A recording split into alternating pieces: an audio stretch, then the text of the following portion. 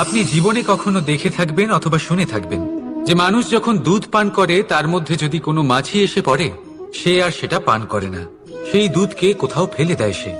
কিন্তু ভেবে দেখুন, এখানে পরিস্থিতি একটু আলাদা হলে, দুধের বদলে ঘি থাকলে মানুষ কি করে? সেই ঘি ফেলে দেয় না, সেখান থেকে মাছিটাকে বের করে ফেলে দেয়। এটা দিয়ে আমরা কি শিক্ষা পেলাম? এটাই যে এখানে মাছি গুরুত্বপূর্ণ নয়, গুরুত্বপূর্ণ হলো সেই খাবার, ঘি।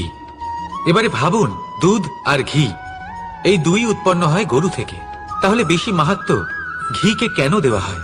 তার কারণ যে যত বেশি তাপ সহ্য করে সে তত উৎকৃষ্ট হয়, সে ততটা মূল্যবান হয়, এতটাই মূল্যবান যে যদি তাতে কোনো দোষও থাকে মানুষ সেটা গ্রাহ্য করে না।